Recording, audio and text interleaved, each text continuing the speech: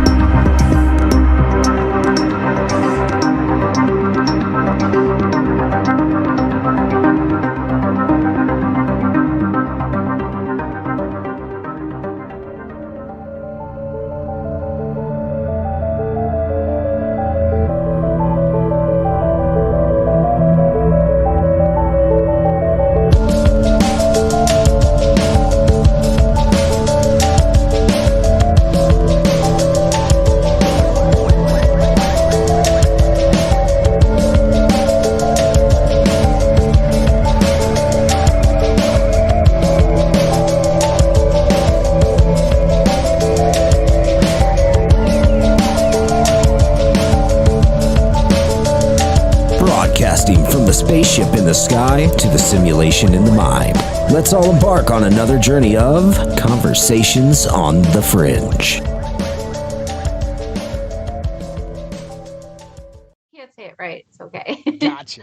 Well, good morning, good evening, good afternoon, wherever you're in the world. My name is Josh. That is Sarah, my guest for tonight. This is the Red Pill Project's Conversations on the Fringe. This is where we talk about the weird, the wacky, the unusual, those things that are outside of the ordinary, those things that don't usually come up in normal conversation but need to be talked about. And tonight we're going to have a fantastic conversation. We're going to be talking about everything from quantum healing. We're going to be talking about Atlantis, past lives, life between lives. We're going to be talking about energy and connectivity and consciousness. And I'm excited. I've been waiting for this one for a long time. I saw this young lady here on another podcast that someone wanted me to have the podcaster on this show. And I said, no, I want to have his guest on my show. And so I reached out to her, and it was kind of serendipitous. Marla, a friend and a client of hers, was like telling her about my show at the same time that I reached out to her. And it just all worked out. We got her schedule. Sarah Breskman Cosme is the best-selling author of A Hypnotist's Journey to Atlantis and the author of The Hypnotist's Journey to the Secrets of the Sphinx. Sarah is a master hypnotist, a level 3 practitioner of Dolores Cannon's QHHt, and a student of Dr. Brian Weiss. With a passion to reveal hidden and undiscovered knowledge vital to the enlightenment of humanity, Sarah continues to speak about her work worldwide. Now, I was telling you, Sarah, this hit me. Because Dolores Cannon, obviously, you cannot be in these communities and not know who Dolores Cannon is. Atlantis and the Sphinx, I just love those topics. I'm in the mythology and mysticism and ancient cultures and history, so this just absolutely love it. But then the Brian Weiss thing. The Brian Weiss thing is the one thing that gets me. I was telling you the little story about my bracelet and the Brian Weiss book, Many Lives, Many Masters, how it changed my life. So when I saw that about you, I was like, oh, goodness, this is going to be a great conversation. How are you? And welcome to Conversations on the Fringe. Thank you so much. I'm so excited to be here. I'm great. Well, fantastic. And you're a hypnotist. Maybe you can explain to everybody a little bit about what that really means. Because I'm kind of like, what does that really mean? Well, basically, the type of hypnosis that I do now is that I regress my client and bring them to the very deepest level of trance. And then while they're in the very deepest level, I ask to speak with their subconscious. Basically, you could call the subconscious the soul, the oversoul, the higher self. And in that way, I can find out anything that the client wants to know about themselves, and they can even heal their body. But really, when you're tapping into that subconscious, you're tapping into universal consciousness. So it's so exciting because you can find out anything. I mean, you can find out the secrets of the universe if you want to. And that's what I like to do. I like to work with different people and find out all this information and share it because it's so important. But I wasn't into this stuff before. I mean, I don't have the same type of background. I wasn't into spirituality or anything like that. I came from the other side of the fence. And I think that's what makes me so different is that I wanted to be a traditional psychologist. That's what I went to school for. I really believed in all of the stuff I was learning. I thought, I'm going to save the world. I'm going to help all these people. And as soon as I got into the actual field, I felt as if every single thing I had learned was a complete lie because I saw the treatment of these people in this halfway house that I worked in. And these people were like tested on by the pharmaceutical companies, and they would wear these bracelets because the pharmaceutical companies would test different medications on them, like all the experimental ones. And if they were to die or have any severe problem, we were to call the number. And I thought this was, I mean, I thought I was going to help people, but there were no success stories. So I Hmm. realized that that mainstream way of helping people for me wasn't the answer. I really wanted to do something that really got to the root cause, the root issue, the problem, not just medicate people and just push them aside. And so that's how I found hypnosis. And so you went through the classical process of becoming a trained hypnotherapist. And Yes. you're saying basically, I think kind of like what a hypnotist does is they help someone enter, or they can urge someone, influence someone to enter various different brain states. And there's got to be like this Oh, intermediary yes. state that just we become Right. very, very receptive in, right? More of like a delta Right. or a theta state. Is that kind of what's going on? Oh, definitely. Because the type of brain waves that we're using right now in this conversation is different than the ones that we bring as a hypnotist, we bring a client into. We bring them into like the alpha state where their mind is relaxed. Because basically, what happens in a hypnotherapy session is that their mind is relaxed and it's not even a lot. It's amazing what Hmm. happens when you bring a person down a level. There's so much information within power within each person, and it's right below the surface. There's so much knowledge that everybody has, but we're so unaware of it because our minds are so busy. And it's amazing what happens when you just quiet your mind just a little bit. I mean, you can notice this when you wake up in the morning and you still have access to your dream. In that state, that's the theta state. That's a state you go in when you're doing these really deep regressions. You go into that state. So in the morning, when you still have access to your dream, that's a great time to reprogram your own mind if you wanted to. Mm. Just say some suggestions to yourself. And then when you wake up all the way, you realize, oh, I forgot the dream because you weren't fully awake in that state. So it's So, quite easy. well, yeah, and this is interesting because we're talking about dream. I love dream talk. I love meditation. I love hypnagogia. So I've been I don't want to say blessed, but I've gained the ability over multiple years, decades of meditation to enter trance-like states. And what I consider them are really kind of what you're doing. You're going into this alpha state, and then you start to fall in the hypnagogia, which is pre-delta. And Mm-hmm. if you can stay consciously aware during that fall or transition, why they call it falling asleep, because it feels like your consciousness is rescinding backwards. And if you can stay consciously aware during that process and not get scared by the autonomous nervous system taking over, you can come into this bodily state, which is incredibly it's scary as hell for people if you've never been in it before. Your body is complete vibration. It's humming. You have a very, very loud noise. It's your body's tingling like your foot went to sleep. Your whole body feels like that. You can't move. You're not breathing, but your body's breathing, but you can't sense it. And you have this urge to jump out of your body. I haven't done this in a very, very long time. Um, we think that there's something going on in our attic or house. We don't know what's going on. Two different times. The other night was just 2 nights ago. The time before this is about a month ago. We have an attic, and the only entrance to the attic is like a 1.5 or 2 foot by 2 foot square panel that's on the ceiling of my son's room, right? And you go up into the attic, and all the vent shafts in are closed, so no animals can get in there. And a few weeks ago, he heard knocking, like pounds, on the ceiling. And he came in 3 o'clock in the morning, like, I don't know what that is, but I'm not sleeping in there. And, I reassured him. I got up there in a ladder. I checked it out with a 45 pistol in my hand. I'm not taking any chances, right? And Right. there was nothing up there. And I was like, contacted my brother, who's a contractor, and he deals with remodels, rebuilds. He knows houses inside and out. I said, if there's a heat discrepancy between the attic and the downstairs is cooler, the attic is hot, could that produce an upward pressure to push to cause this pounding or anything? He goes, no. Well, and the next day, the panel was popped up.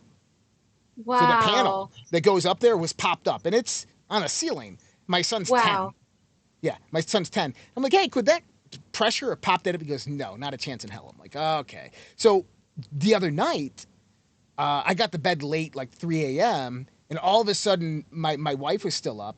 All of a sudden, we all heard boom, boom, boom, boom, boom Oh. on the ceiling. And all of a sudden, you hear my son's door open. Mom, Dad. I'm like, come on in here, buddy. It's okay. And I went to check it out. And when I walked in the room, I mean, I had the scary jitters. Every hair on my body was just standing up. Had no idea what it was to this day. But so Oh, the you still next don't day, know? Oh, I'm so curious. well, I'm curious too. It's not. It's obviously not a raccoon or an animal. It's way too high up. That'd be the third story of a house. No bird can make that pounding. That's like me, a grown man, sitting up there above my son's room and pounding on the ceiling. Was it The just next one day, incident? well, this was the second incident of its kind, and we've had multiple incidences in this house of something similar, right? So that next day, I came down, and before my show, I took a nap because I was up till like 4 in the morning, hanging out with my son, making sure he wasn't scared. We're convincing him it's a raccoon in his in the Oh ceiling, no. and so I didn't get much sleep. So the next day, I took a nap, and I came down here, right here, and I was taking a nap. This chair reclines all the way back, and I was having a dream. It was a cool dream. All of a sudden, it was like there was like someone over top of me, and they were trying to like get inside me. And I Whoa. wake up and I'm in sleep paralysis. So I'm in that hypnagogic state, and everything's humming and buzzing, and I'm trying to Hmm. lunge forward. And like, I don't Hmm. know if you ever realize, but you have to gasp for air Hmm. because your autonomous nervous system is still going. Oh my goodness, it scared the living daylights out of me. But then I got out of it, and I realized that what was really happening there was I was trying to wake myself up, right? That it was more of my spiritual inside trying to wake me up, to get me up, to get me out of my body, because I hadn't been doing these meditations for a very long time. It was kind of a spiritual reflection that I had on that. But whatever was going on in my son's room, this was crazy. Because 10 minutes before it happened, I was thinking about the moment it happened before, and I was like, man, night would really, really suck if that thing started pounding on the ceiling again. All of a sudden, it started pounding on the ceiling. And Wow. the one commonality is me. So every house I've lived in has been haunted or has had some type of spiritual activity, from objects moving Really? around the house, objects disappearing, whatever it might be. Every single time. And my wife says it's me. She says that if it's somebody, they're following you. If it's nobody, it's you. So Who do I you don't know. think it is? Or what do you think it is? So this goes back to that aspect of relationship we were talking about before the show, right? And I know we started this with hypnotism, but with the aspect of relationship, I think that we're multi-dimensional beings. Of We're course. multi-universal beings. Is that we're interconnected through multiple variations of consciousness, and we're attached to many different things through many different timelines and many different cycles. So I think that there's things that we latch onto that we carry with us, as well as I think we have innate psychic abilities that are stored deep down inside ourselves. And when we begin to have emotional experiences in our lives, and those start to express out physically, mentally, spiritually, especially after they've had a lot of time to build up after a long time, you begin to have these types of events occur. This was one of the I agree. Yeah, the rationale behind poltergeist type events is that the poltergeist Right. type events typically happen in houses where you have massive trauma, massive stress, and high emotional outrage that's pent up Mhm. for a very, very long time.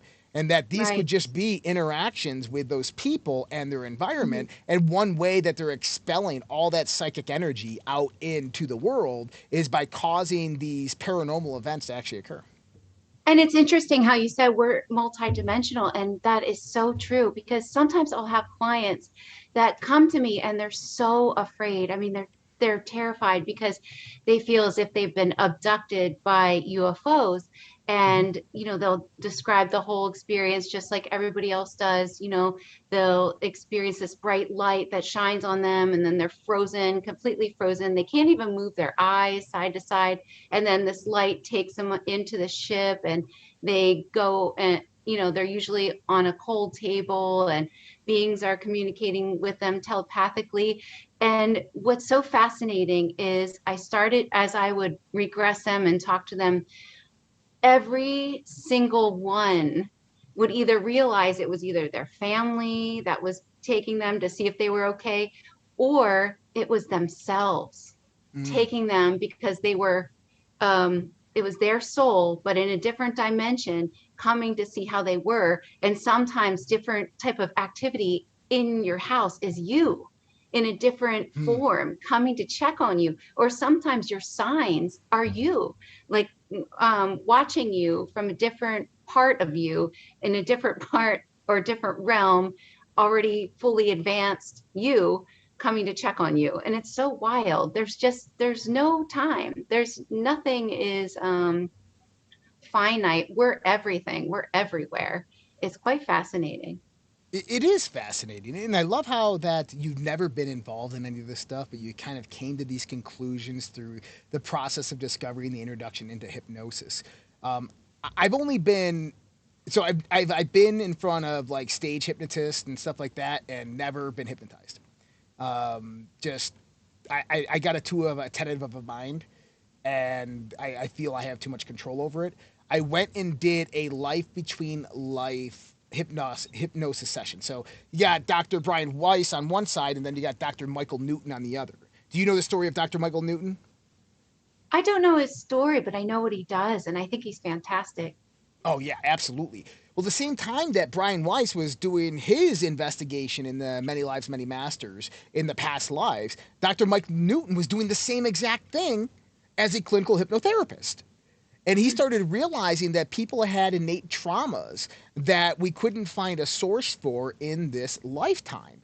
And so he decided, let's take them back to past lives. And he took them back to past lives, and he would mitigate that trauma through those past lives. And then one day it occurred to him, well, I wonder what happens between those lives. I wonder if we can get that person to talk about that. Right. And so he started taking people to the point of death in their last life.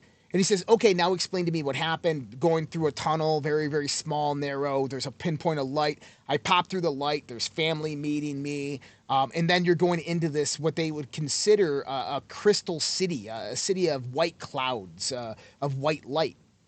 And what was interesting is after 20,000 case studies of taking people in between lives, he had a 92.5% accuracy in the description of the place that they all went. These are 20,000 people who never knew each other, never interacted with each other, never knew exactly what he was doing or the details of any of his other hypnosis sessions, but instead these people had a 92.5% accuracy of where they went after death. That Yeah. matched, just unbelievable. So, That's how I write my books. I take a group of people that have never met one another, that don't know what I'm mhm. working on, and I'll ask them basically the same thing, just so I can see if it's valid or not. And if it's not, then I don't use it. But all the Mm. stuff in my book has been tested on multiple people. But that's how I got into past life regression. I started out because I was so new to spirituality. I started out just doing lose weight, quit smoking, and past life regression because it was part of the package to become a Mhm. master hypnotist. So I thought, well, I'll just do that. But it didn't take me long to realize that there was something about past life regression that actually worked. And when I was doing the lose weight and quit smoking, sometimes it took a long time, but people could come in for just one past life regression session and literally heal themselves because they got to the root cause of their issue and they would heal themselves right away. And so I realized that that actually worked, and it can help people on so many different levels, help people heal trauma, help people heal their body. It's just amazing. Emotional issues. It's I think it's just a conspiracy. fantastic. Hear me out here. Hear me Yeah, out. no, probably because it Well, works. well, that's the thing, and I think that we're naturally able to exist in that state. I don't think that there ever was supposed to be this separation from the subconscious mind, from the spiritual God Mhm. self, or whatever you want to call it. If you look at every species on this planet that is sentient, their brain waves resonate with that of its natural surroundings. It's in harmony with its natural surroundings, which, Right. if we want to look at this would be the Schumann resonance, which is between the ionosphere and the ground of the Earth, 7.85 hertz to a peaking at about 14.5 hertz. And every species on the planet exists in an active conscious state between those two frequencies, and that's known as the alpha state. Okay? Except for human beings. Human beings exist at about 16 to 17 to 18 in the beta state, and it's a dissonant state. And so I started thinking about this. I said, this is a conspiracy. Why would every other species on this planet exist in the harmonic state of the planet, in this alpha brainwave state, but us? There's got to be something interfering with our brainwaves, because when we quiet everything down, we get rid of the electronic devices, the electromagnetic energy goes away. All of a sudden, we're naturally. Do you ever notice, like, when you're trying to do something and you need to get into that flow state? The flow state would be that alpha Mhm. state. You have to close the doors. I am a shooter, so I've been shooting guns for a very, very long time. I taught small arms in the military, but I take my shooting muffs, and I put them on, noise canceling muffs, and I close all the doors and I kind of just relax, and then I go to work, because within like 5 minutes, it's 3 hours later. And you just like, whoa, I got everything done I needed to get done. That was amazing. And you enter that alpha state. And what you have to do, though, is you have to cancel out all of your environment, because there's something in our environment that's distracting us. I call this the big conspiracy. There's a conspiracy about the black crystal pyramid up in Alaska that's resonating a wave out there that's basically suppressing human consciousness and keeping us in this beta state instead of the alpha state.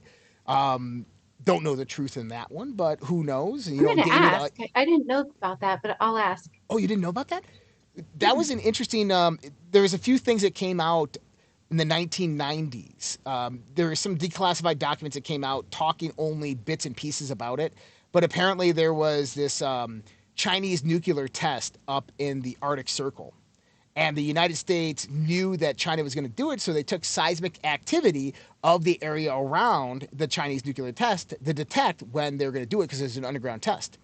And when they did it, the seismic meters came back and registered a pyramid under the ground 3 times the size of the Great Pyramid, but it was upside down. And they apparently went and uncovered it. It was a black pyramid, and it's resonating a massive electromagnetic frequency. That's one thing. Then there's, well, man, there's tons of stuff that we could go into in the sense of this. But David Icke. I've interviewed David Icke many times, and he thinks that there's a frequency being amplified out of Saturn's rings. That aliens created some technology, they transmit it from Saturn's rings, bounce it off the moon onto the planet, and this is what keeps us in this slave matrix. I don't know, That but actually kind of makes sense. I've never heard that, but I don't research other people's stuff at all. I get all my information from my own clients. So I Mhm. haven't heard that before, but it makes sense. Basically, what my clients have said is when the ET seeder beings or the creator beings came to this planet this time around, because, it's happened so many times, that when they were seeding this planet, a fear virus snuck in when we first started seeding this planet in Antarctica, because according to a lot of people under hypnosis, Antarctica was the first place where they started this experiment. Mhm. And this fear virus snuck in. And what that did was attracted different sort of like negative feeding entities that are attracted to that fear virus. And it wasn't supposed to have that fear virus on this planet. This planet wasn't supposed to be one with the fear virus. But since this fear virus did attach itself to the planet, it's something that as a collective, we've been working a lot to expel, to shake off a layer of this fear. And it's part of the ascension process. Interesting. Well, talk a little bit more about that. So, what would you consider the fear virus? How do you explain it? What would this be? Is it Oh, physiological? Is it psychic? Is it no. spiritual? Is it an energy? Is it just I would um, say innate trauma? I would say that, well, it could be innate trauma, but I would say that people describe it as an energy, kind of like a force. And Mm-hmm. what it does is it sort of attracts a certain type of being to this planet that wouldn't normally be attracted to this planet. And basically, feeds off of fear. So it's almost like a shark in the water when there's like a fish that's sending off a vibration, it's dying, it sends this vibration in the water. That's the same thing that happens when a person or humans in fear is kind of like food for this Mm. energy, if that makes sense, as people have described it.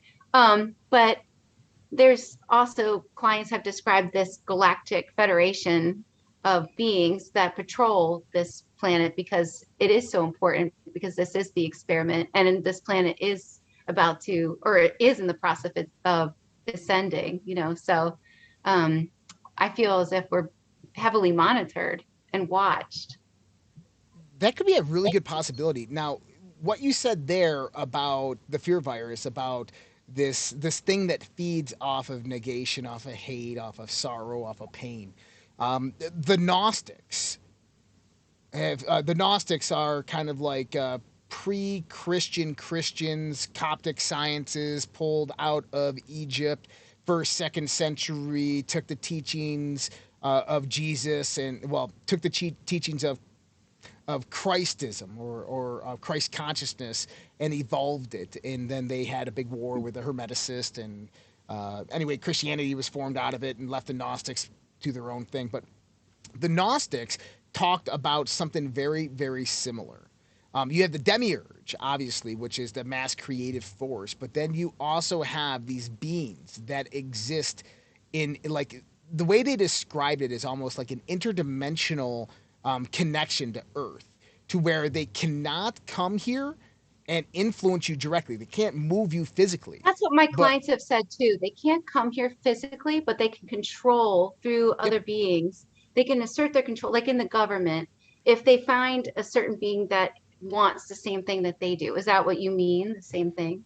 that's right. They can find somebody who's receptive to their frequency or vibration, and they Right. can influence them in many various different ways, whether it's through the promotion of magic, doing things for them, making things happen, or whether it's just being that little voice in their head that guides them, giving them assurances, or, sycophants, like many different types of mystic beings and creatures are actually these archons that we're talking about here, that Hmm.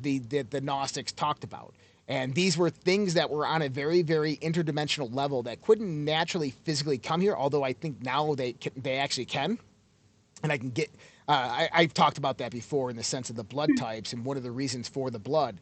But that's what they do is they resonate with with who we are, with our DNA and everything that is. So if you think of the human being as kind of like this electromagnetic fractal antenna that's resonating frequency, and that means that our blood as well is like this physical connection between the spiritual and the physical that's resonating. These things can latch on to those resonant frequencies, usually in the dissonant range, and begin to influence people through through their mind and everything like that, by playing mind games, by hauntings, paranormal, these types of things are all involved in this. For me, it's been shown that it's very, very real, because when you're in the harmonic resonance or variation of consciousness, you have the other side of it, what you're talking about, Hmm. these various different beings that can influence you in beneficial ways, in Hmm. massive ways that help your life. And they don't ask for anything in return. They only ask that you have gratitude for existence and gratitude for consciousness and gratitude for other Hmm. conscious beings. And they help to influence you in certain ways. So we have both of these on varying different levels of frequency, but I think that is more so what's happening right now with the world, is that it's being influenced by very, very dark and evil forces, which maybe in their dimension that's just food. That's just how they eat and survive. It's not evil or unnatural for them, but for us It's it's very not parasitic. exactly. That's exactly what I hear too, which is so it's so fascinating to me to hear you say things that I've heard my clients say under Yeah. hypnosis, which is really interesting. But they have said that too, that it's not evil from where they come from because that's normal where they come from. But another thing that I've heard from multiple clients who don't know one another, who, many, many clients, is that this earth is in the process of ascending. Mm-hmm. So right now, what you see is like a big show because it's just a play for control, but they're losing desperately because this Earth planet is following along a trajectory of other Earth planets. There are many, many Earth planets on many different dimensions that are on the same trajectory. And basically, there's a lot of light wave frequency hitting this planet right now, coming up through the center from the middle Earth and also from the central sun. And basically, as this light hits this planet and change the frequency of this planet will no longer be able to, these negative beings will not be able to have any control whatsoever because the planet will lift up in its frequency. So everybody else that kind of resonates with that frequency will move up, so to speak, on the ladder. So it's not much longer. I mean, they won't tell me how it's going to happen because they don't want to ruin our surprise, but I hear it all the time that this is really exciting. Um, there's something else I was going to say. I'll remember it in a second, but Well, it has let's to talk. do with this frequencies. Yeah, Huh? well, we can come back, but I want to talk about this ascension thing.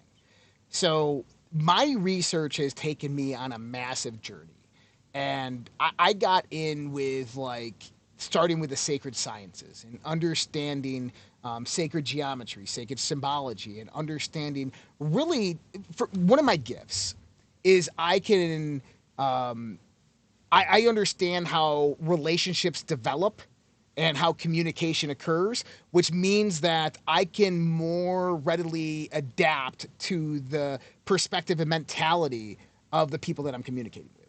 Which means that most people, I use this verbology that kind of explain this. I can never know Sarah. I can't be inside Sarah's heads. I can't think Sarah's thoughts. I can't experience Sarah's emotions or thoughts or anything like that. But what me and Sarah explain to each other, we communicate to each other, those things bounce off of something within inside me.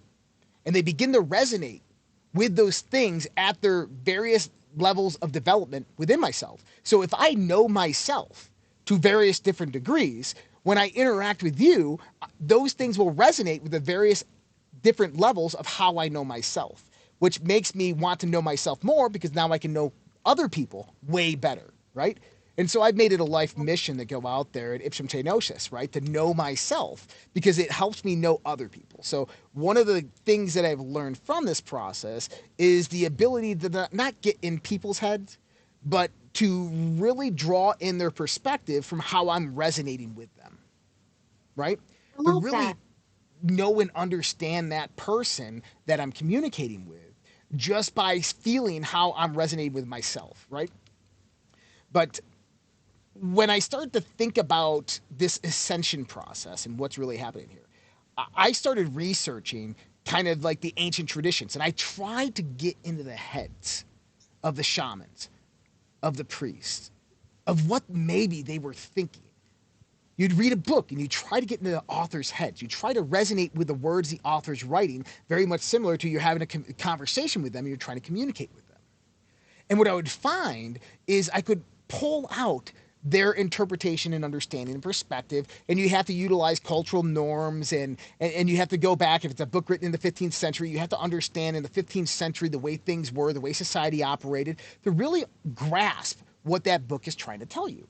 And so when we start getting into ancient stories like the Enuma Elish, the Sumerian texts, and all these things, we have to understand culture 5,000, 6,000, 7,000 years ago, or even more. And we have to get into the minds of the authors. We have to understand what they were meaning by gods and goddesses, everything like that. Well, I've broken this down over 20 years. And one thing that I discovered is they all had an obsession with the stars. And not only an obsession, but their calendars were all dictated by the movement of stellar objects. Or they basically took their philosophy, their ideology, their dogma, and brought it down the ground and anthropomorphized it into a religion. So anthropomorphication of the stars into a religious deity or entity or something of that nature, right? This is the creation of astro-theology. Well, I started looking at the various parallels, the different gods and goddesses, and I started noticing some other things. That the calendars were in sync, but there's a lot of problems with the calendars. But more importantly, that they all talked about a grand calendar in a grand calendar year, the 26,500 precessional cycle, right? And I started looking at this precessional cycle. I started thinking, and above, so below. I'm a hermeticist. And I realized that we go through seasons here because of the 23.5 degree angle tilt of the Earth to the Sun. And so Wait, I lost sound. Hold on, say that again. We have a 23.5 degree tilt of the Earth. And this is what gives us. No, we can't hear me. Let's see if anybody else can. I've been having some mic problems. Let's see if what's going on. All right, can you guys hear me out there? Let me bring up Zoom. Reconnect audio. I wonder if it's my. Oh, I can hear you now. I can hear you now. Now can you hear me? It's a little fuzzy. I could hear you for a second, and then it was fuzzy. I wonder if it's my speaker. It's mine. I got a new audio setup. We're trying to get it to where it's right. But you can hear me now? No? All right, let me see here 1 second. What the heck? All right, let me see. Maybe that was it. All right, hold on 1 second here. Can you hear me now? I know I just popped in. Okay, let me just go to this default mic. You should be able to hear me. I can hear you. I can hear you now. It comes and goes. Yeah, well, the audio on this one's going to be a little different. I had to switch mics. I don't know what's going on with my audio. Oh, okay. Yeah, no, I got a new mic set up. And so we're still trying to get adjusted to it. Alright, so the scary robot came back that everybody was talking about. They'll all, my audience knows who I'm talking about. But I was talking about the grand calendar and the precessional cycle. And what I noticed is that the Earth has a seasonal cycle. Each season is broken down into a quaternary cycle. And when we start looking at this, everything in the universe has these various different cycles. So I said, well, what about our transit of our solar system around the galaxy? Shouldn't that have a seasonal cycle? Shouldn't there be points of winter, spring, fall, and winter? And I started looking back at this, and I realized that we're transiting the galaxy. And kind of the way we transit the galaxy is the galaxy, you have Sagittarius A and B, which are two black holes that have a discretion disk that comes out parallel to their center. Okay? And so this is like a horizontal line that goes across the center of the galaxy. Now, what's interesting about that horizontal line, that discretion disk, is it's gravitationally strong, which means it's stronger than all of the other points outside of the discretion disk. This is why things circulate around the spiral galaxy this way and concentrate in the center. Okay?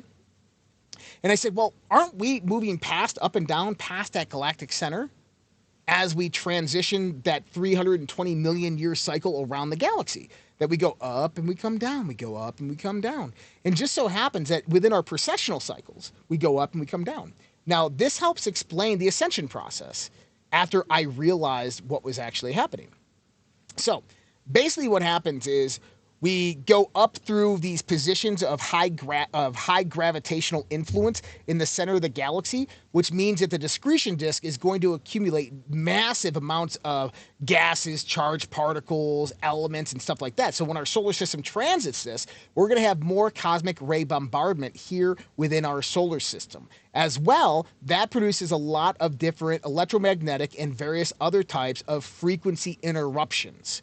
Okay? When we come out of that, we have less impedance of them.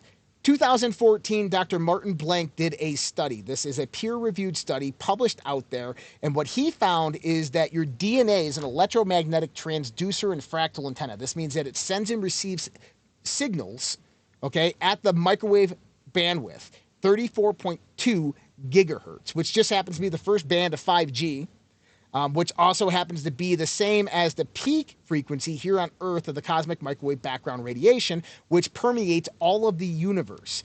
And I started thinking, I said, well, if we have this frequency that basically we're receptive to, that our DNA is picking up, that permeates the whole universe, well, what happens when we go through this high density period of the galaxy? That means we're impeded from that frequency a little bit. This is where we digress as a civilization.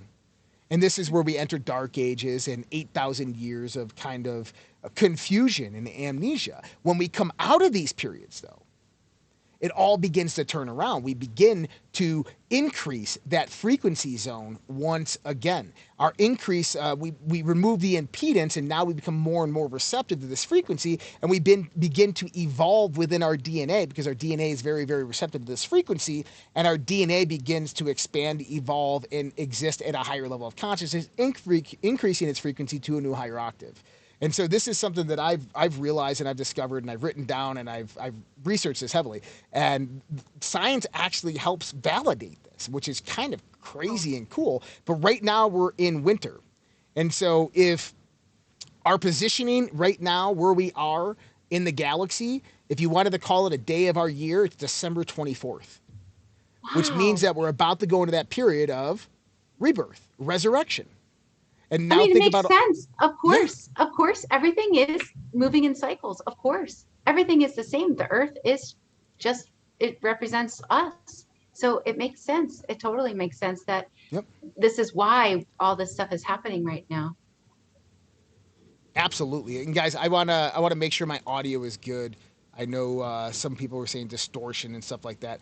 I'm going to try to go back here and get my mic. I don't know what's going on. I might have to just try the other microphone and see if that works. Can you hear me now? My voice is moving. Can you hear me now? I can hear you now. I can hear you very well. Good. It looks like it's fixed now.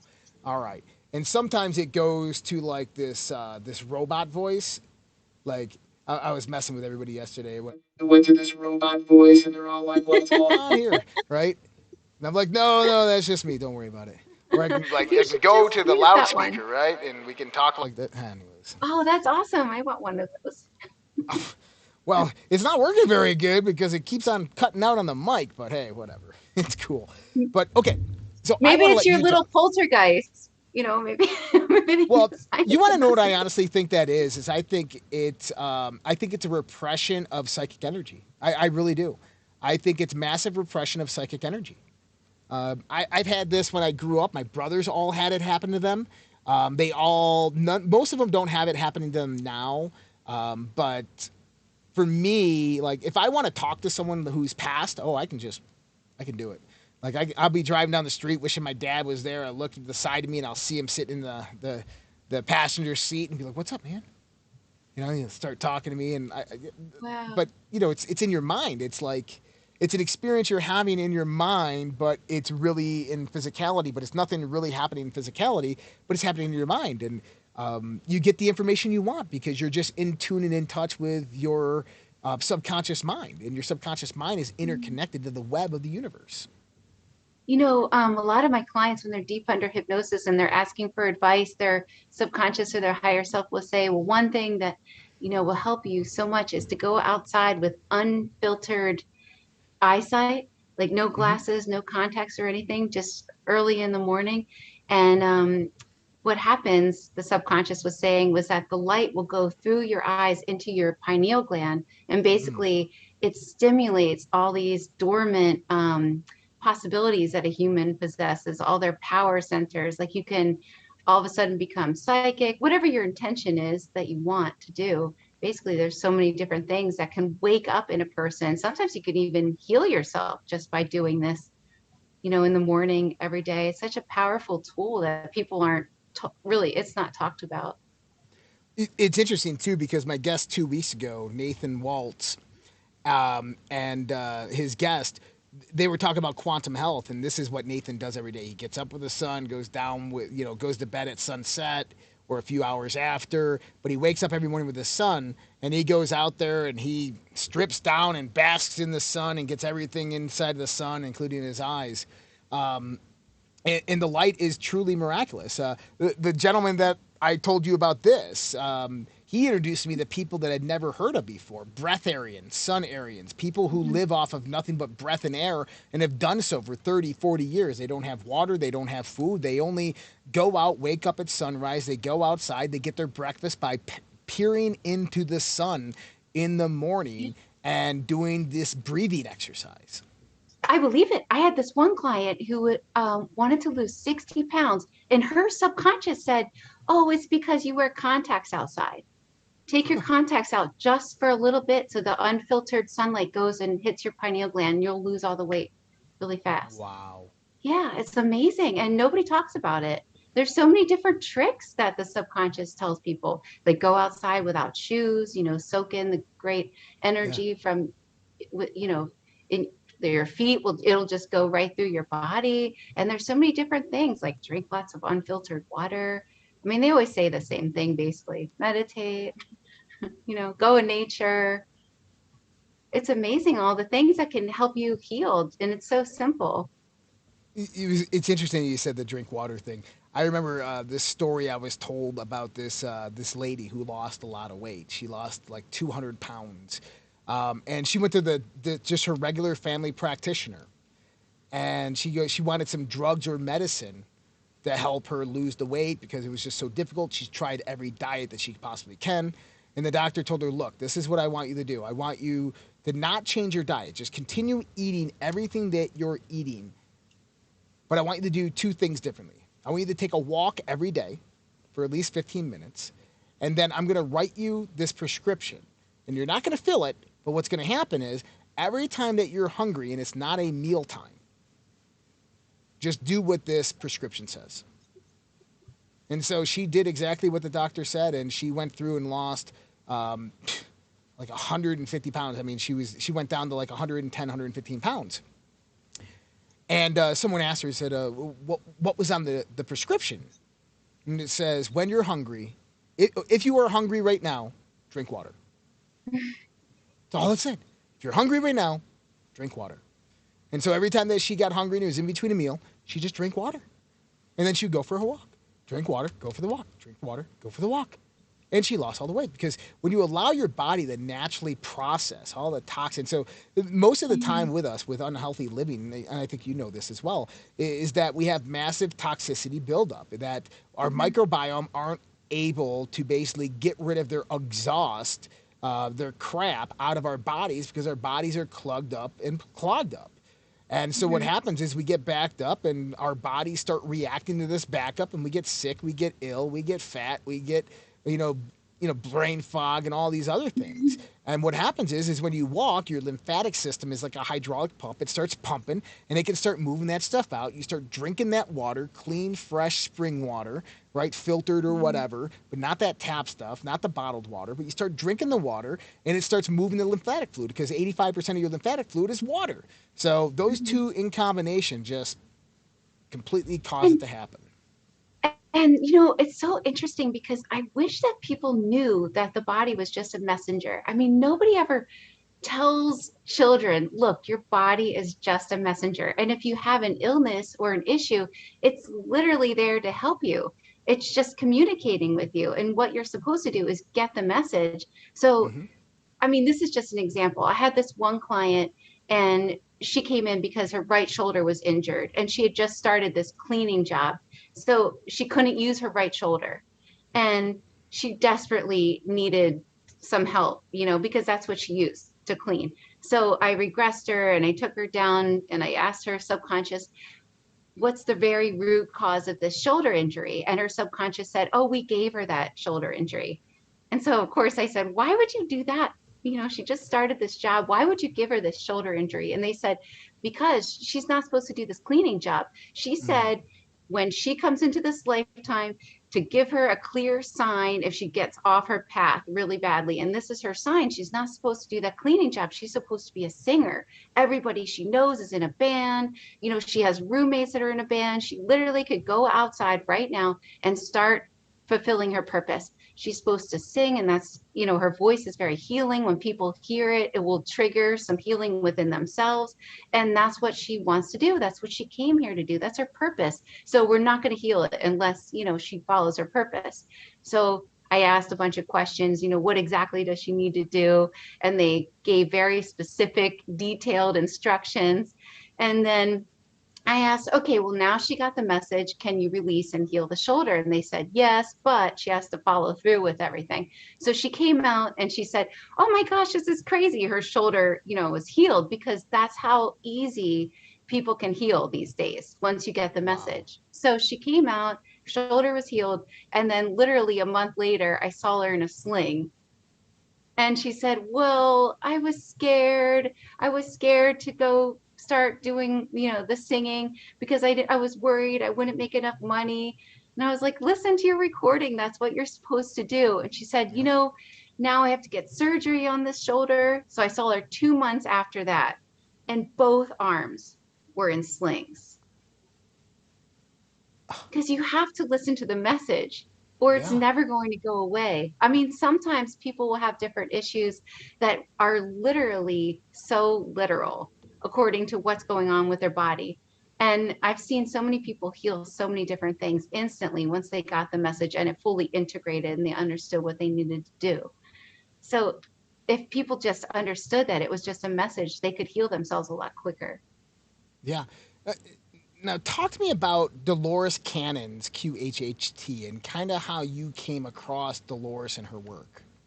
Well, I was doing Dr. Brian Weiss's work for a long time, and I really enjoyed it. And that's when I started to get into spirituality, because all the past lives that I was facilitating just changed my mindset so much. I started learning so much about this world, and I started to realize that everything I had been taught was a lie, literally. And I started this new journey, so to speak, but I felt like there was something missing in my life. So I talked to a psychic, and it was so funny because the psychic said, Sarah, this is the easiest reading I've ever done. She said most people have very different future potentials, and it could go this way or this way or this way. But for you, there's just literally one big future potential. You're supposed to do Dolores Cannon's quantum healing hypnosis technique. Hmm. You're going to get really good at it. You're going to be speaking about it all over the world, and you're going to be writing books and speaking about them. And then after that psychic session, I thought, well, what a bummer. She must have gotten me confused with somebody else, because I would never be speaking about things, teaching things, writing books. I thought, oh my gosh, maybe she got me confused with the session right before, and she was still picking up on that person's energy. So anyway, I looked into Dolores Cannon because I had never heard of her before. And once I found her method and just looked into a little bit, it clicked with me so well. And I started going down that path, and I took her class, and I did get really good at it. I got so good that I actually taught with her daughter all around the world before the Mm. quarantine. I taught in Egypt, Machu Picchu, Miami, and then I wrote books, and I've been speaking at conferences all over the world. So I wrote that psychic and told her she was very good. Her name's Emma McIntosh, in case you're wondering. Huh. That's pretty cool. I'm the type of guy that likes to go visit psychics and do readings on them while they're trying to read me and they're wrong. But that's just me. But there are some amazing ones out there. We've had a few of them on this show that were just very, very good psychics. Well, Um, obviously, she was very good. oh no, obviously, yeah, absolutely. Um, Now with Dolores Cannon, so what is QHHT and how does it work? And kind of what's the basic premise and idea behind it? Okay, so QHHT stands for Quantum Healing Hypnosis Technique. And basically, that's the method that she developed after 45 years of research. And it's sort of like a past life regression, but it's different. A regular past life regression, you just regress the client, you take them to a past life, and you find out how that correlates to their current life.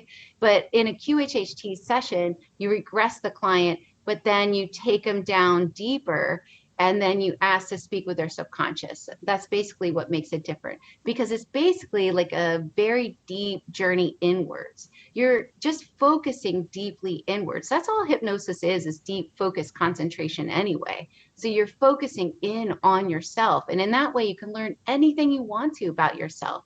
And you can find out who you really are, and you can even heal your body. And when people find out who they really are, it's so interesting to me. I love the expression a client has after they come out of a session, because it's one thing to tell somebody, you're eternal, you're super powerful, you've lived, multiple lives all over the universe. It's another thing to actually experience that for yourself. But all these higher consciousness that come through my clients always say the same thing, that we're all part of this ancient grouping of beings. Like, that's who we really are. We're all part of this really powerful ancient group that travels from planet to planet to see what the next and the next will bring. We evolve ourselves on one planet usually, or have multiple experiences at one time, but our soul right now is having this one experience. And then when we're done with this planet, we travel to a different planet, and then we let this planet recover, go to this other planet, then sometimes come back to a planet. And really, we're eternal. We're just here for these experiences. You can never harm a soul. You're going to be fine when you go to the other side. You just forget this, when you're in Hmm. this life. Well, so that's an interesting idea. So, what would you say to someone who's afraid or fearful of death? Well, it's just sort of like changing trains. There's really nothing to be afraid of. But of course, people can be afraid because many people remember the pain of death. It can be painful, but usually just for a split second. Most people don't have much pain at all when they're actually physically dying. In fact, usually it's quite blissful. And that's interesting because I've read multiple different studies on people who've passed or were in the process of passing, came back, and most of them that have passed and came back describe that no matter how much pain they were in, that their body basically puts them in this state of euphoria where they really Yeah. do see their whole life flash before their eyes and all this stuff. Um, and maybe that's a mechanism of the mind or the physiological aspect of the body, or maybe it's just the soul separating from the body and it's euphoric in its context. I don't know. There's a special energy that apparently you feel that clients describe when you're actually dying. It it's like this very exciting, thrilling energy, almost like you're super, super excited. Every part of your body is I've heard this. excited. And then there's this feeling of euphoria and a huge feeling of oneness where you feel so much love. It's a physical human can't experience that. They would just start crying. They can't experience that amount of love. But for the soul, when it separates from the body, they can. And it's just complete bliss. I had some of that before. That's spiritual healing. I mean, you What? can't. I Oh had some. no, you turned into an alien. I can't hear you. What Oh, you I said? turned. Well, I think that was my voice modifying. Can you hear me better now? It sounds a little distorted. Okay, it's distorted. So I don't. It must be this microphone. We have to send this one back, and it should come back on here in a second. Okay, what about now? Better now or not? I can't hear you. Oh God. Hold on.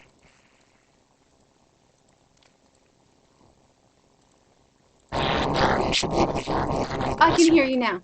Okay. So what I was saying is that I've had this experience before. Um, complete you. Well, it was so overwhelming that I just couldn't stop. And the story's pretty interesting. We were going up the Breck. I would live in Colorado, and we were going up on the summer. This was June 10th or June 11th. We were going up that summer to Breckenridge. Me and my wife to kind of go look at some properties. And the night before, we had massive thunderstorms rolling through Colorado, and Colorado has some pretty crazy thunderstorms. And I'm outside, and this is like the storm's moving in, but it's still daylight and blue skies right here, and the clouds are moving in. And I'm watching the storm, and I noticed the feeling right? You're feeling, at one point in time, you're feeling just kind of like the balance, right, of the blue skies and the air. And then you feel the cold air come in, which really is the heat being drawn out of the low pressure, and it's being drawn into the high pressure. So it's the high pressure system comes in and pulls, or sorry, the cold pressure system comes in and pulls all that heat out of the air. That's why it gets cold before a storm happens, and that's why the winds come in the opposite direction. And I start feeling all this, and I'm like, I'm visually acutive of what is happening. So I'm watching, like I'm visualizing in my mind the winds being pulled up, the water, the moisture, the ionized particles, because it's hot air, right? And it's going into the thunderclouds. And I'm watching this, and all of a sudden I start hearing thunder occur in this cloud and heat lightning occurring back in this cloud. And I'm going, oh my goodness, it's going to break soon. And eventually you see a lightning flash, big flash. It strikes near, probably a few miles away. You hear the thunder, and all of a sudden, the rain starts dropping. And I realized what had happened there is that basically we were looking at an electrical system. Is you have all this pent up electrical energy occurring as this hot moisture, these ionized particles rise up and form into this cloud. And this is why you got the heat lightning going on back and forth, because basically you have energy discharging. But what's happening is you have this other system below it, and it's almost like a capacitor. You have this line that exists between the ground and the cloud, to where there's a difference in potential. You have massive electrical charge up here in the clouds, and you have no electrical charge down here because it just got all pulled up. So you have this capacitance that builds up at this one point. And then what happens is you see that flash of light. That's that capacitance breaking down and that capacitor discharging, which is the lightning going to the ground. And right when that happened, the reservoir of all the electrical energy releases the rain, because the rain is hydrostatic and being held in there by the electricity. And I see all this and I go, that's the human emotion. That's how our emotional systems in our bodies work, is that we draw in from our environment all these various and ambient different emotions, and we can store them in our body as like electrical energy, very much like that cloud. But if we don't have these emotional releases in our body, that capacitance is never broken, we'll never let that emotion out. We'll never let it rain, right? Tears. We'll never let it rain. And I was going through some things in my life. The next day, I said, so that day I said, I want to have an event like that. I need one of those emotional events. The next day I go out, I go to Breckenridge, I get food poisoning. Like massive food poisoning. Like 12 hours in front of the toilet, vomiting, dry heaving, turned pale white, and I'm like, take me to the hospital. I go to the hospital. I couldn't speak. I was in shock, shaking. And the nurses are laughing at me. Anyways, they get me back there. They get me on saline. They give me some medicine. And I start sleeping because I'm finally not vomiting. And I go into these hypnagogic states. I just keep on falling in and out of consciousness, in and out of consciousness, in and out of consciousness. And I'm sitting there, and my wife is in and out of the room, coming and going. You ruined our vacation. How dare you? No. And all of a sudden, I'm in a hospital. My grandmother had passed away a few months before. And all of a sudden, I open my eyes, but I'm in the room, but I'm not in the room. So kind of like maybe out of the body, just very, very hazy. And there's an old lady that walks in the room. And she grabs my hand. She goes, "Hi, Joshua."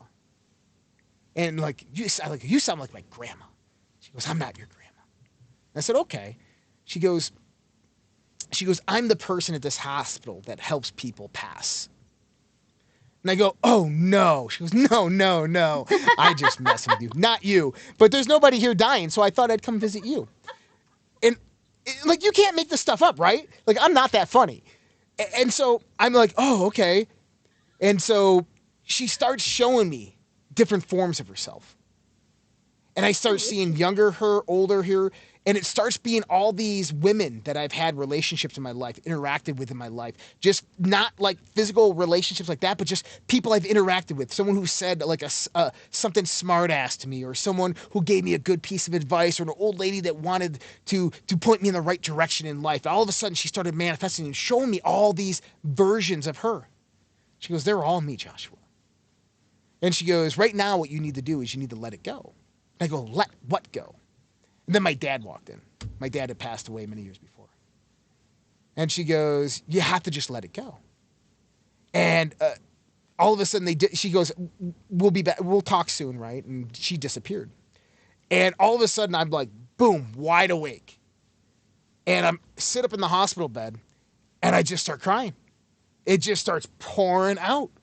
And everything just, I mean, like just rivers, Well, probably for also an you had hour. food poisoning, so you were Yeah. purging already physically. Yeah. For an hour, just crying. Ah! My wife's like, I can't talk. I can't. I couldn't speak. I was crying so much. And all of a sudden, it just stopped, and I go, I'm ready to go home. And I felt amazing. Wow. Absolutely amazing. Had a few more experiences with that lady as well. And it actually goes back to this. It's all freaking interconnected. It's crazy.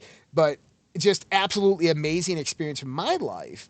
But this was kind of like a I don't want to call it self hypnosis, but I think we have this uncanny ability to do certain things to ourselves and put ourselves in certain situations to where these things in our life can manifest. Very similar to what you were talking about with your client there. Oh, definitely. I think the universe is always trying to help us let things go or communicate different things with us in many different ways. Always trying to help us remember something we need to remember. Yeah. You know, another thing is I've been to a psychic before and actually studied under a psychic before. Her name was Marie Claire. I think she's still around. So, world renowned psychic Marie Claire.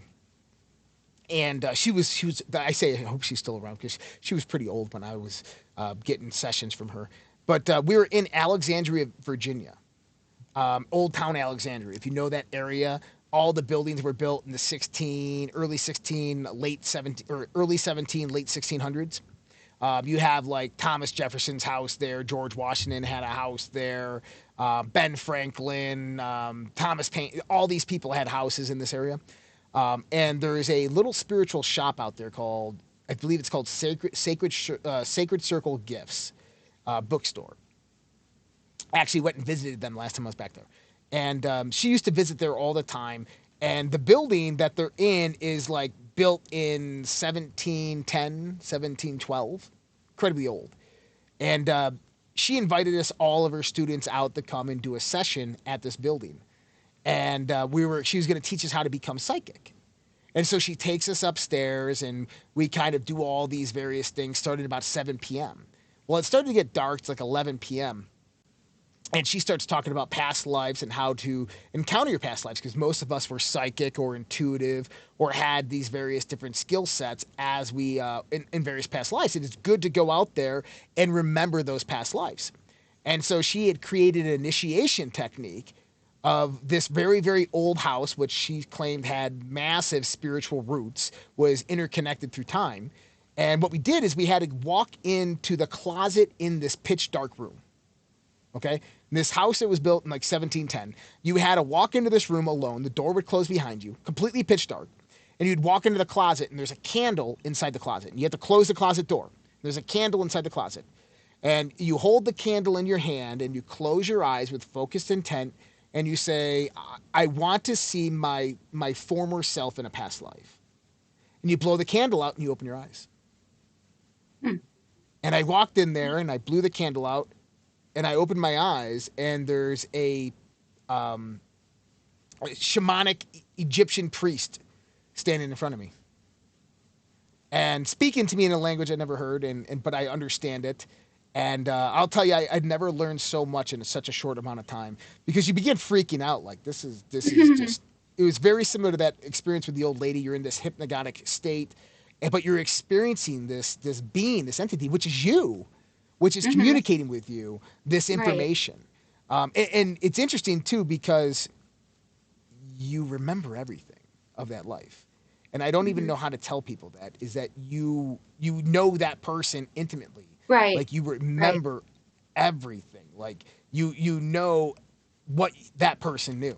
It's crazy. That's why I write these books, is so that people could heal themselves without having to actually remember. Because Mm, when you read a book like one of my books, or even hear other people's memories from these lifetimes, it triggers this memory within themselves. So they don't have to go through the actual process of past life regression. They can just read something like that and release that trauma. Because there's so many people that are experiencing this trauma, so many people back on the planet today that remember Atlantis or Lemuria or one of those time periods, you know, where there was so much trauma. And they're all back again right now here, just like you said, like where you the universe and different beings are trying to help you remember certain things, because we're being bombarded with what's happening right now with the memories of Atlantis and Lemuria. So it's helping us release this trauma now. And that's one of the reasons why a lot of us are back again, going through this all again. I agree with that as well. You know, so I do another series. We're on hiatus right now. We're trying to fill it with guests, and it's called the Mars Chronicles. And so my good friend David Whitehead, who is a co-host on the Unslaved series with Michael Tessarian, he hosts DW Truth Warrior channel. He's got his own great shows as well. He's been on Ancient Aliens. Good dude. But we were talking one night during like an impromptu podcast on a Saturday night. Like, let's go live. Okay, let's go live. Let's do it, right? And towards the end of the show, I said, you know, it's like we almost didn't evolve on this planet. He goes, well, what do you mean? I go, we're the only species on this planet that cannot look directly into the sun. Look at any animal, any insect on a bright sunny day. Their eyes aren't affected by the sun, except for humans. We have to wear sunglasses. We have to wear hats. I actually asked an eye doctor this one time. She goes, well, it's because we invented hats. I asked an evolutionary biologist one time. He goes, well, it's because most Caucasian subspecies, evolved within the deep, dark forest. I said, okay, great. So then we would expect to look into the deep, dark forest and find animals that haven't adapted their eyes to the sun. Nope, not the case. Every single one of them have adapted their skin and eyes and forebrow directly to the radiation of our sun, except for us. So it was almost like we're not from this planet. And so this is actually ties into the Lemuria Atlantis story in the sense of the context, because I told him, I'm like, well, you know, there's this story of the Enuma Elish, which comes from the Sumerian script. Now, the story is very, very cryptic and vague, and it talks about this goddess by the name of Tiamat, and how Tiamat lost her husband, Absu. Absu was killed and murdered, and it caused a great battle to ensue. The battle ensued with the people of Eridu, the people of Eridu. They call it the city of Eridu, but it's the people of Eridu. And the people of Eridu were led by a leader by the name of Marduk. Marduk happens to be the son of Enki, which is one of the Sumerian prima gods. And so Marduk ends up, they go back and forth in battle. Tiamat attacks them as a dragon in the sky, raining down her thorns of fire onto the city of Eridu. And then Marduk splits her in half, and she rains her salty waters upon the earth. Now, a guy out there, an actual classically trained contemporary religious professor by the name of Dr. Joseph Farrell, came out and wrote a book about this, which I didn't know about until after the fact, when I first started researching this.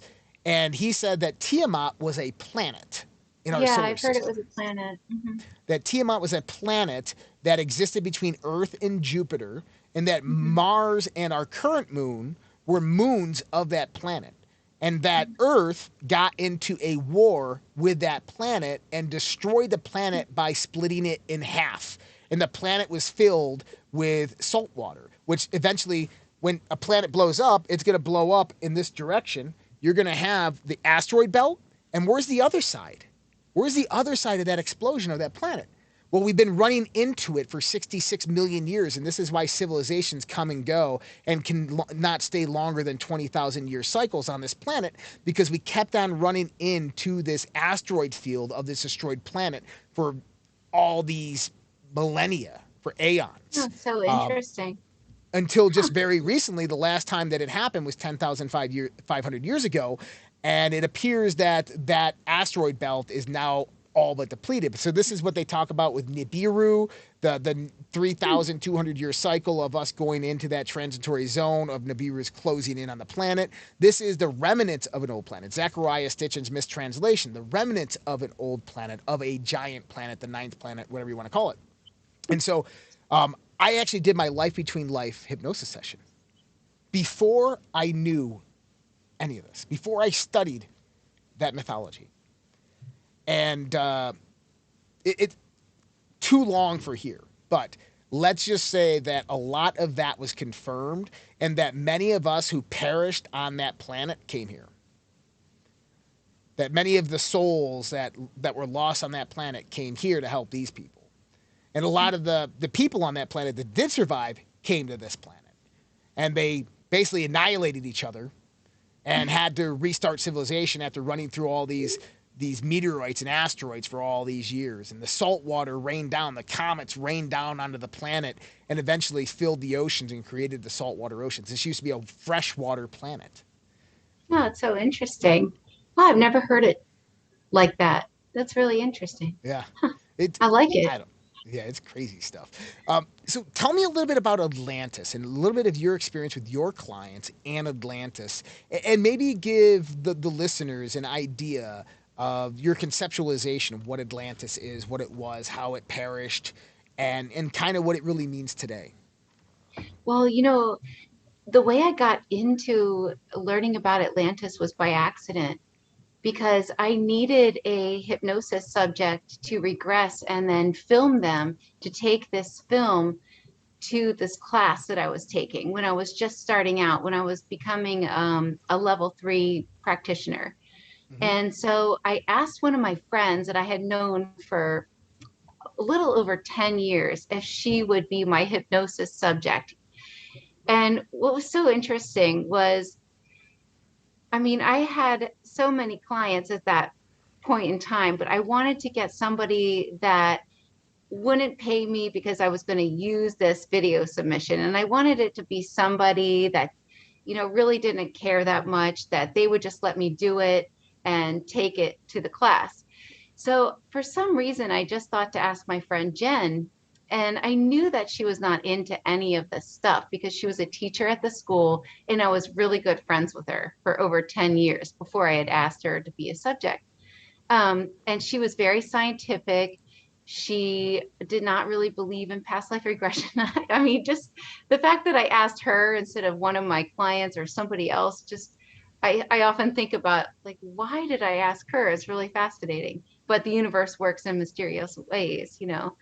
But I knew for sure that she had never heard about any of this stuff before. She thought Atlantis was a mythical place because we talked about this kind of stuff after her first session. So her first session, when I regressed her, she went back to this lifetime in Lemuria, where she was a princess in this place called Lemuria, although she called this island Aman. And so she remembered the lifestyle. The details that she could remember were fascinating. And she had never heard about this place. It was in the South Pacific. It encompassed, like, it was humongous. It spanned maybe from South America all the way. It covered even the Easter Islands. The Easter Islands are still where this place was. And it was a beautiful society full of compassionate people. People just were so beautiful, the way she described them. And she knew so many things. So many details. They used the flower of life symbol as like a key that would unlock different codes within your mind. This is a person that didn't know any of this stuff before we started working together. So anyway, she realized that there were these visitors that started coming to her island, and they were very highly advanced. They would wear these special suits, and they were after some type of immunity because there was this very deadly virus on this civilization where they came from. Anyway, this virus was so deadly, it was killing a lot of people. And so they were looking for the immunity that these Lemurians had, because they had this special immunity that was given to them from the star people, apparently. So the Lemurians could not give these Atlanteans, these were the Atlanteans, this immunity, because it was something that was a gift.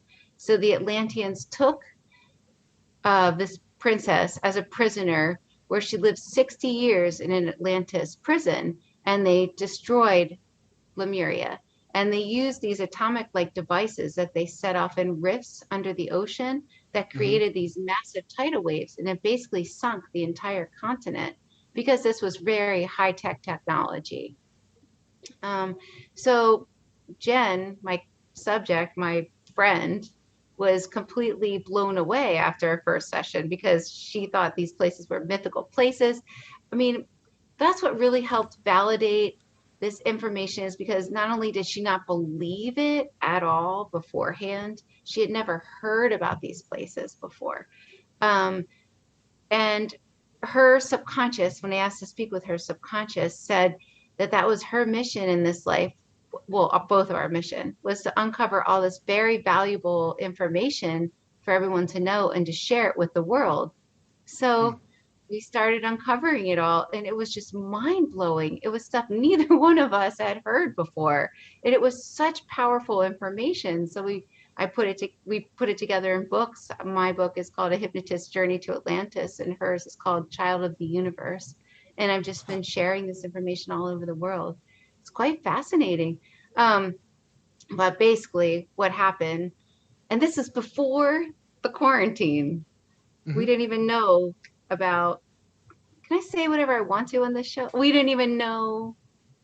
So we're on YouTube. So be Okay. YouTube friendly with the verbology when talking Right, okay. about the VAX or Yeah, the okay. VACCINE Got it. Okay. or virus or anything like that. Well, this was in Atlantis, and there was a virus. Is that, am I allowed to say that? Okay. Yeah, yeah, yeah, that's Um, fine.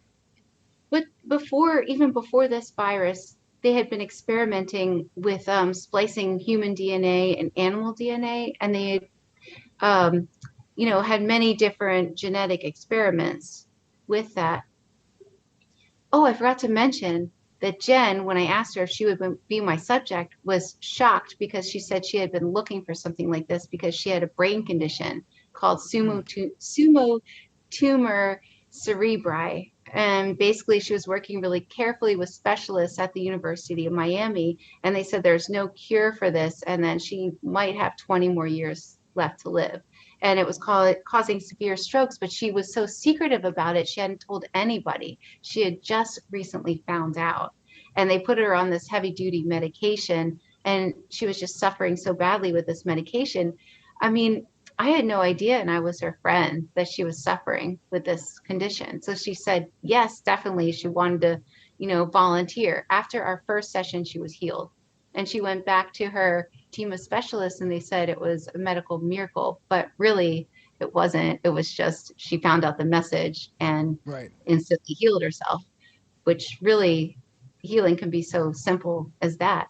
But so we uncovered all this information, and like I said, basically there were a lot of experiments, and one major experiment was the VAX that they had in Mm-hmm. Atlantis, and it was a mandatory VAX, which they gave to everybody.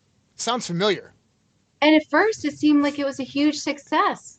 I've heard this story before. Everybody was happy. It looked like this was a huge success, until these babies started being born with these terrible side effects. And they were born with this, like, animal parts and different issues that were so horrific. And then after those babies started growing up, some of them became violent, because there was so much, just people were discriminating against them, because they, first of all, they looked very different, and they weren't fitting into the regular Atlantean society. So they thought that they would move them to an island. Well, basically they were killing them. They weren't really moving them anywhere. They were just killing them. But eventually they found out that these beings, or these hybrids, because they were human, but they just had animal parts, had abilities. They could read certain crystals, they could tap into ley lines, and these abilities are still flowing lightly throughout our genes. I mean, some That people sounds can like still, autism well, this or is where it gets really Asperger's. fascinating. This is where it gets really fascinating. History repeats itself until we Mm-hmm. learn the lesson. And the thing about these um, these hybrids in Atlantis, like I said, they had abilities. Well, if you look at the savants and autism, these are also abilities. I mean, a lot of teachers will tell you that some of their really nonverbal autistic students can speak telepathically to one another. Or the savants, they obviously have special abilities. And the same thing was happening in Atlantis with the side effects from the VAX. So everything in the universe has a divine purpose as well. So it's just something to keep in mind as we move into the future. Um, yes. I'm trying to Well, I'm see. glad we're on the same page about that topic. It's a hard topic to talk about these days. You never know which way people are going to go. But like, what are you talking about, right? Like, never mind. I don't need to talk about Well, that. But oh my gosh. Well, I have this really interesting thing to say about that because, well, do tell. of course, after that, I was definitely swayed in one direction, I would say, because here I see all this stuff happening. And this is before I published my book in December 2020. I started getting this information way before the VAX. So when it started coming around again, Jen and I were just like, oh my gosh, history is repeating itself. It was scary at first. But the higher consciousness just kept saying, no, this is a good thing because history evolves in cycles. So it doesn't Mm-hmm. evolve in a straight line. The fact that we're back here again is great because everybody can make their own choices and we're doing things differently this time. That this is it's okay. But anyway, I had one woman come in for a session because she was devastated that her daughter got the VAX. Mm-hmm. She thought, how can she, um, you know, have a relationship with her daughter? She didn't know what to do because Wow. this was so devastating for her. And her higher consciousness, her subconscious said, well, you guys have two different belief systems, therefore you have two different realities. So for your daughter, this was very beneficial for her. She was supposed to do it. She knew that she was supposed to do that, and it will lead to great things for her. Sometimes these side effects can have beneficial, they can be beneficial, Agreed. and also um, some higher consciousness can use it to the client's benefit.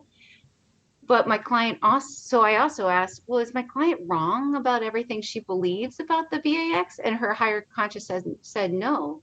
They just have two separate realities. And I thought that was so Mm, fascinating. that is So they fascinating. literally could have different belief systems, but both be right, which is really interesting. I didn't know that was possible, but more and more I started to learn that literally that can be true. It's just like the Mandela effect, where you Oh, can you just opened have up a can of worms. two different realities, but literally be correct in your own reality. And ETs sometimes, when they come through a client, they'll say that, a timeline kind of looks like a graph, and you can have one timeline over here and one literally over here, and they're totally different.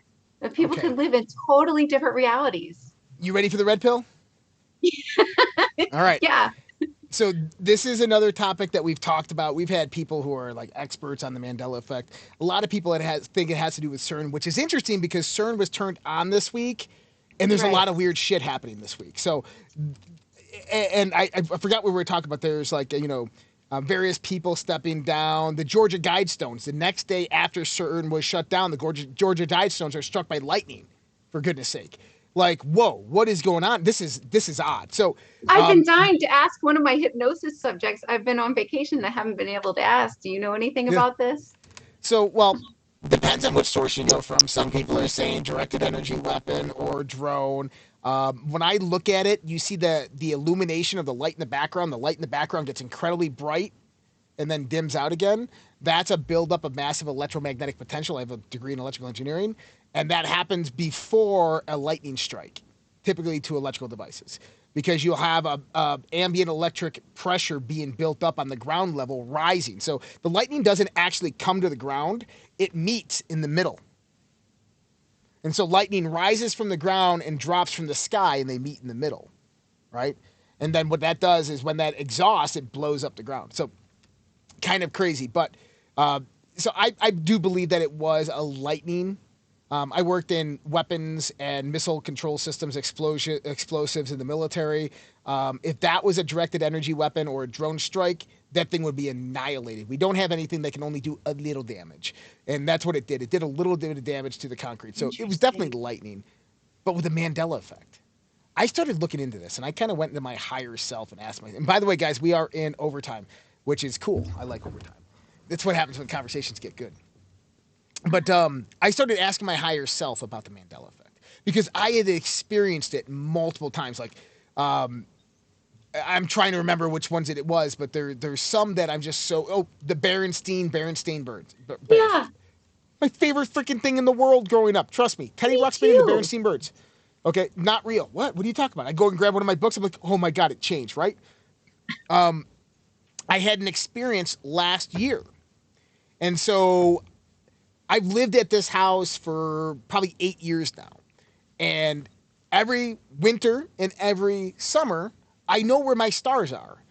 I have a massive Celestron telescope. I'm an avid stargazer. Every night I look at the stars. I know where the stars rise. I know where they set. I know where my ecliptic is. I understand these things. Me and my former friend were outside, and Orion, instead of coming up over my neighbor's house, which is right here, it would have came up right here over this house right here. It came up in the opposite side over here. And I go, whoa, no, hold on. And the Big Dipper was also traversed, and everything was basically the ecliptic, instead of moving this way, is now moving this way. And I'm like, this isn't right. This isn't right. So I start freaking out. We have a private social network, a little over like 7,000, 8,000 people. And so I posted it on there like 5 in the morning. I'm like, this is nuts. This is crazy, right? So then all of a sudden, the next day I see this TikTok video about, did you grow up believing that Earth was on the outskirts of the Milky Way galaxy, that we existed in the country of the Milky Way galaxy, that we were on the outer edge of the Milky Way galaxy? I'm like, yeah, absolutely. Everybody knew this. And they start showing videos of Carl Sagan talking about how we live out here, a little blue dot out here in the edge of the Milky Way galaxy. Well, unfortunately, that's not true. We actually live, which would be considered the Sagittarius arm, the outskirts. We live in the Orion arm in the middle of the galaxy. And I said, no, we don't. And I started looking it up. That's what science says. And I said, this isn't right. This isn't right. And all of a sudden the stars change, right? And I'm like, this is fucked up, right? I'm like, I'm freaking out. So I start to rationalize and reason. Now, one thing that I understand is that we create our own reality. And I understand a lot about how the universe operates and the fundamental processes of how the universe operates in relation to us as we interact with it. And so if we are conscious beings trying to influence our reality to manifest a certain destiny, that reality has to basically attribute for the trillions upon trillions of conscious beings within its existence. Now, it can't necessarily change the entire structure of the universe instantaneously every moment of every day for every conscious being that's creating their own reality. That's just absurdity. So we'd have to imagine how a universe as complex as this, and how conscious beings, trillions upon trillions of the powers, would be able to influence their own reality, all get the same benefit, all have the reality created for them in this universe of multitude. And then I figured it out. My dad passed away in 2015, and I started having nightmares after my father passed away. And one of them is my father driving in a car and me watching from the back seat, and then him slamming down the brakes and flying through the windshield. And then he would wake up in his bed, right? And he'd wake up in his bed, and it happened over and over again. What I didn't know is that when I was younger, about 4 years old, that actually happened to my father. And so I didn't even know that. I was actually on this show talking to my brother and telling him about my dream. And he goes, dude, you didn't know that Dad got into a car accident, flew through the windshield, and almost died? Wow. And I said, no.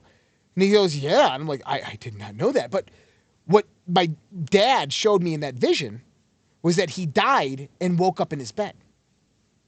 And I started thinking, I said, well, what if when we actually all die? What if we get to the age like 99 and you finally pass away, and you pass away and all of a sudden you wake up in your bed and you're 25 again?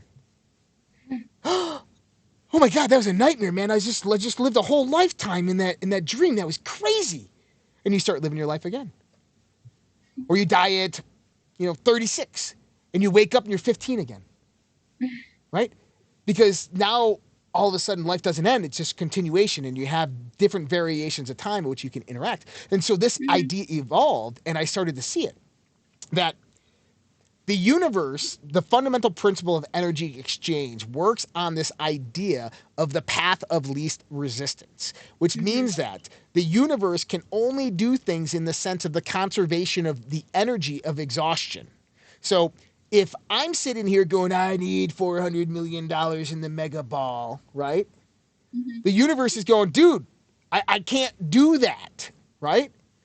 So what the universe also does is it looks at variations in the multiverse.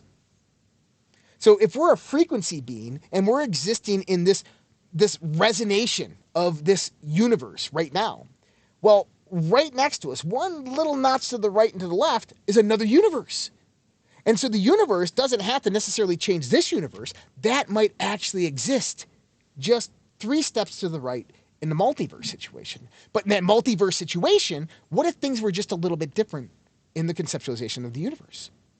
And so I came up with this idea that the Mandela Effect is actually completely normal, except people didn't start noticing it until we got the internet and interconnectivity, and people started actually talking about it on the internet. And this actually was first recorded around 2010. The Mandela Effect was first being talked about around 1998, first being recorded about 2010. But there's actually stories. I mean, think about this. Imagine being back in like 1922 and saying, man, I remember the stars in the sky used to... No, Jim, they've always been that way. Oh, I just must be thinking it weird again, right? And there's just no way to correlate this. People have actually written about this, is that there's subtle, minute changes in time over your reality, which means that we're basically transitioning between multiverses like this, of each multiverse is completely different. There's the theory that we all died in 2012. What if we all did? Now we all exist in a different multiverse version of ourselves.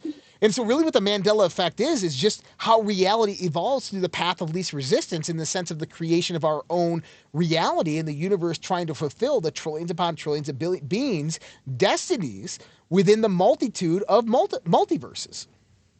I love it. That's awesome. And then there's Philip K. Dick. Have you ever heard of the science fiction writer Philip K. Dick? Man in the High Castle. There's a book out there, Man in the High Castle. It's an Amazon series as well, Man in the High Castle. He's written tons of sci-fi shows and thrillers. Man in the High Castle is about a guy who wakes up to the United States being half taken over by Nazis. They lost World War II. And he finds out he's in an alternate reality. And that he's trying to get back to his own reality. What's interesting is Philip K. Dick in 1978 was asked to speak and present to a group of theoretical physicists about the nature of reality. And they brought in a whole bunch of sharp minds, but Philip K. Dick was one of them. And he confessed during this time frame that, let me tell you a little story, because the book The Man in the High Castle is not a story of fiction, but instead my biography. That actually happened. That was me. And he goes, I want to tell you a little bit about the nature of reality. And people in the future will begin to understand what I'm saying as they understand what I'm about to say. And he goes on to explain that, very similar to what we just talked about, is that our reality has these minute course corrections or shifts, which changes the reality subtly over time. And this comes about because of our interaction with reality. He claimed that the universe is a simulation, that we're living in a computer-generated virtual reality, and this thing is course-correcting as it's moving along.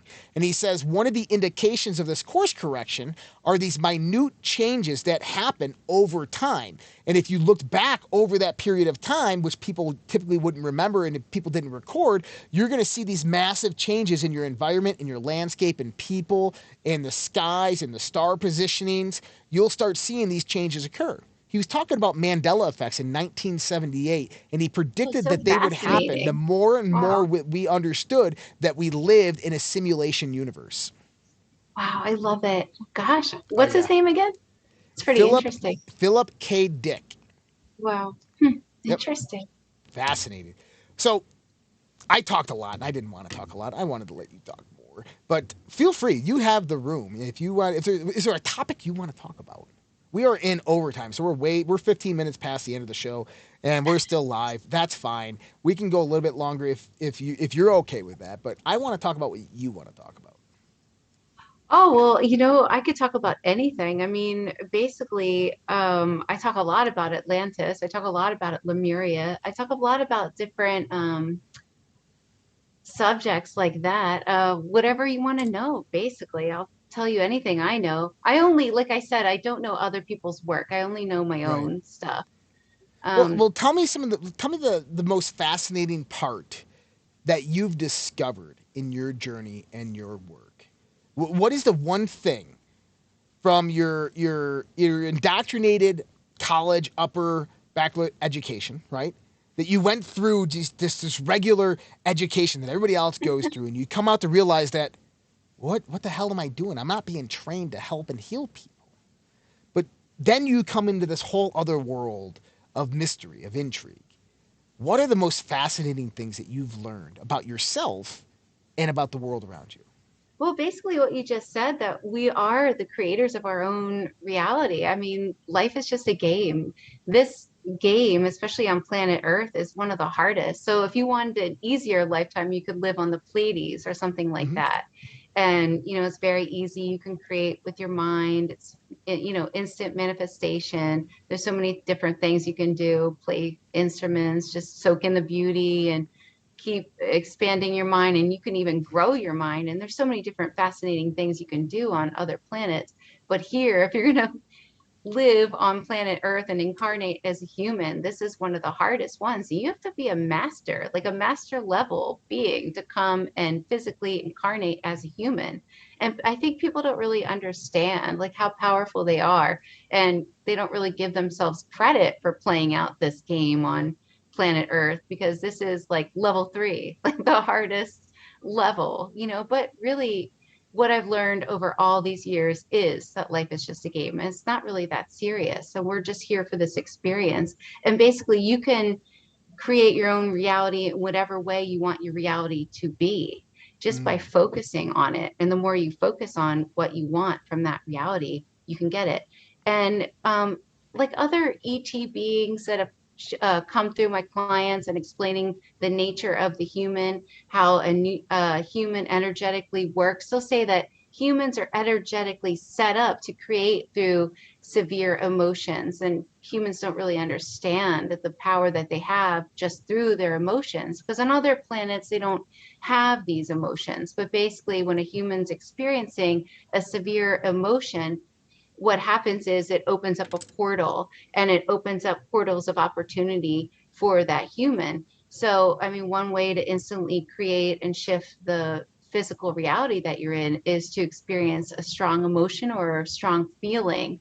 And when you do that, a portal opens up for you, and you just explain to the universe what it is that you want. And if you don't have resistance to it, it will manifest pretty quickly. But that's just something Mm. that people can do, because people are not taught these things, in school. I think overall I've learned that a lot of the suffering comes from just forgetting who we really are. But this is a game, so we forget because we're here to remember. And nothing ever, like I said, nothing ever happens to your soul. You're just playing a game, and then you go back and remember. And I've done so many countless regressions where people describe these places the same. And so I know that, I believe that they are real after going through so many, where people describe them all the same details, same uh, description of the bliss or reuniting with themselves. their soul family and stuff like that. Have you ever met anybody from your what you consider your soul family? You know, I think I've met a lot. Sometimes I'll meet somebody just on the street that I think I've at least encountered before because there will be like this instant recognition, I'll recognize them in some way. Um, but essentially we're all one anyway, when we go Mm-hmm. back, whenever I'm regressing somebody and they leave the physical body, they call themselves a we instantly. They're an I when they're in the physical meat suit. They leave their body, they're a we all of a sudden. So essentially, we're everybody we meet. So I developed a theory. It's called spaceship theory, and we've evolved this for a long time. And spaceship theory is basically this idea that our civilization perished a long time ago. There's less than 10,000 of us left, and we left our planet because it was basically destroyed. And we were put into a spaceship into cryogenic sleep, and our consciousness uploaded into an artificial intelligence. And we're basically searching the universe looking for a place to live. And our Really consciousnesses. interesting. You have a memory of this because a lot of people describe this when they remember being a gray alien. So yeah, actually, I do. I always have this memory of walking down these white stairs, coming down like this, white walls. There's military style people all wearing white uniforms. And I'm one of the people coming down, talking with some other people coming down the stairs, and it's a ship because I was in the military as well. It's definitely a ship, but always perceived it as a spaceship. But this is kind of one of the ideas and memories that have helped me develop this idea of spaceship theory. But in spaceship theory is the artificial intelligence basically creates an artificial simulation reality for us. And the first simulation realities didn't work out too well. And so it has to keep on building on top of that old reality, that old simulation, that old simulation. So you have Lemuria, you have Atlantis, you have the Lower Dryas period, you have Sumeria, you have all the age of history up into the current point. And what the AI realized over thousands and thousands of years as us being stuck in the simulation is that we get bored with each other. And so it started creating NPCs, non participatory characters, basically just empty shell artificial bots for us to interact with. And so this is why we have a population of 8 billion, but there's really 10,000 of us just walking around on this planet right now. And for some reason, we keep on running into each other and recognizing each other like, dude, I freaking know you. And it just seems like I we're the love only it. people that are directly, like, it's been the story of my life. Like I go out there and I meet people and it's like, dude, I know you from somewhere. And they're like, I know you from somewhere. And next thing you know, we got bracelets. We're remembering past life of Roman soldiers together. And Yes. I've told this multiple times. And then we kind of started doing these sessions and I started telling people about one of the ways that I get into my trance-like state is I go into a meditation and I imagine myself walking out of darkness into a wheat field with rolling hills and a willow tree in the background on the top of a small mound with blue skies with very, very few streaks of white clouds. And I'm walking through the wheat and I got my hands out on the long grass like this. And I'm walking towards the willow tree. And then I back up against the willow tree. And that's when I go into my hypnagogic trance-like states, right? Nice. And the willow tree was always something like this symbol. And so a whole bunch of people started counting me like, dude, you understand that I've had that same vision. Like, you understand that I've been there. Like, I know that place. And they describe it exactly as I say it. And I'm like, whoa. And so there's a whole bunch of us that actually met here through this channel that have had that same experience. And it was Wow. almost like we planted the idea of the willow tree in the soul to remind us of our connectedness Wow. as a Oh, I symbol of love that. remembrance. Oh Yeah. my God. Isn't I that am going to have crazy? to go or my son is going to kill me No, no, because I it's okay. told him Yeah, I went to we bed. are. Yeah, no worries. But guys, we're gonna go to Fringe after dark. You got to give me 30 minutes, so we're gonna go at the bottom of the hour, 10 p.m. Mountain Time, midnight Eastern Time. The Fringe after dark, our subscription show. You can find that on socialredpill.com. Socialredpill.com. Our guest tonight, Sarah Breskman Cosme. You can find her at theholistichuhypnotist.com. Thank you so much. I can't wait to have you back on. We're going to get you booked again. Much appreciated for you coming out tonight, Sarah. Thank you so much. It was great. Thank you. You take care. Everybody, you guys have a great night, and we'll see you again sometime. Good night.